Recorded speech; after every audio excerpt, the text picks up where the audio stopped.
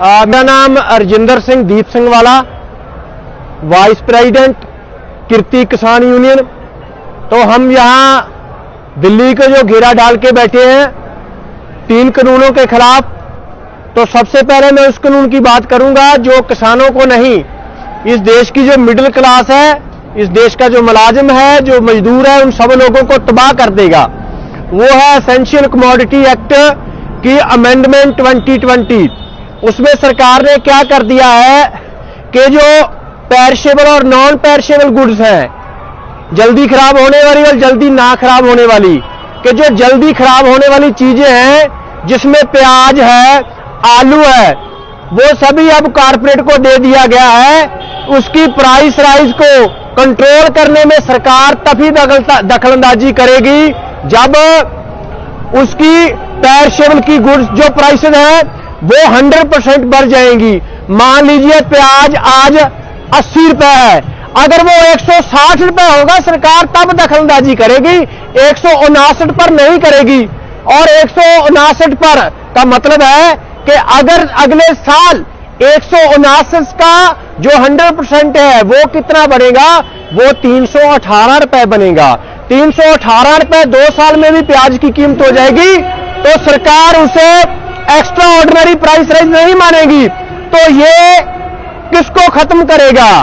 ये देश के जो मिडिल क्लास लोग हैं, महंगाई की मार इतनी बढ़ेगी कि इस देश के मिडिल क्लास को, मजदूर को, सभी लोगों को खत्म कर देगा। उसका सारा पैसा रोटी खाने में चला जाएगा। जो नॉन पेरिशेबल गुड्स हैं, जिनमें दालें हैं, दाल की प्राइस अगर 50% बढ़ेगी तब सरकार इंटरफेरेंस करेगी। मान लीजिए कि 100 रुपए दाल की कीमत अगर 150 होगी, सरकार तब दखलंदाजी करेगी। अगर 149 रहेगी तो नहीं दखलंदाजी करेगी।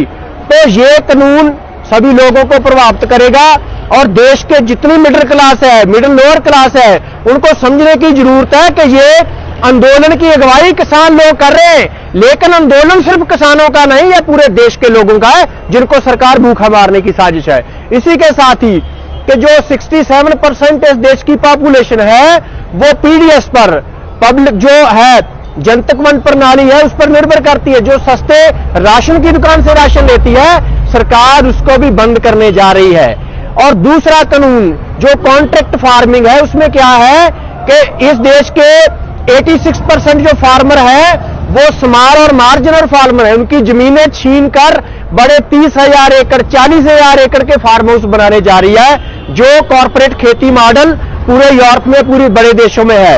एक फैक्ट आपके साथ साझा करना चाहूंगा कि अमेरिका में जो जेल में लोग बंद हैं, किसान उनसे कम हैं। अगर इसको लागू किया जाए पूरे देश में, मैं पंजाब की आपको उदाहरण देना चाहूंगा कि पंजाब की जेलों में 24,000 लोग हैं, लेकिन 10,96,000 लोगों के पास जमीन है।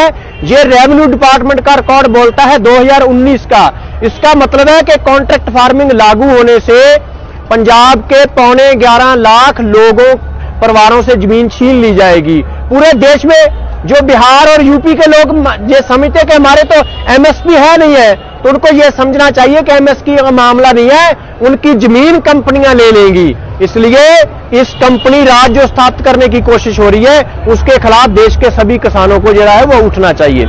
इसके साथ ही जो तीसरा इशू है कि जो प्राइवेट मंडी वो खोलने जा रहे हैं, जिसके साथ सरकार जो एमएसपी की प्रोक्योरमेंट करती है, 94% जो इस देश का अनाज है वो पहले ही प्राइवेट प्लेयर खरीदते हैं। सिर्फ 6% अनाज जो है वो गवर्नमेंट एजेंसीज खरीदती हैं, उसको भी खत्म करने की कोशिश है। ये सिर्फ पंजाब हरियाणा में है। हमारी मांग क्या है? हमारी मांग है कि सरकार हर साल 22 फसलों का एमएसपी डिक्लेयर करती है, उसको लीगल राइट बनाना चाहिए, उसकी खरीद की गारंटी होनी चाहिए। एक आपको उदाहरण देना चाहूंगा, मक्का का रेट 1850 रुपए एमएसपी, लेकिन पंजाब में वो 600 रुपए में मिल रहा है। कारण क्या है कि सरकार खरीदती नहीं है, और इसी तरह गेहूं और धान की इस खरीद से भी भागना चाहती है। और ये तीनों कानून, आखिरी बात, ये तीनों कानून सरकार इसलिए लाई है कि पूरी देश और दुनिया में मंदी है, बड़े बड़े बिजनेस फेल हो रहे हैं। तो क्या लोग, आप गाड़ी के बिना आपका गुजारा चल सकता है, नए घर के बिना गुजारा चल सकता है, लेकिन रोटी के बिना आपका गुजारा नहीं चल सकता। इसलिए रोटी कहां से पैदा होती है? जमीन से। और सारी खेती और खुराक को अब वो कारपोरेट को देना जा रहे हैं कि कोई भी धंधा फेल हो जाएगा, रोटी का धंधा फेल नहीं होगा। और सारा अब खेती खुराक उनके हवाले की जा रही है। और सभी को विनती है कि सिर्फ किसानों का आंदोलन नहीं, ये 3 जो कानून है, तीरे कत्ल की साजिश है, किसान का कत्ल, मजदूर का और आम ग्राहक का। सभी देशवासियों को उठ खड़ा होना चाहिए और दिल्ली घेराव में शामिल होना चाहिए, तभी ये देश, ये लोग बच पाएंगे।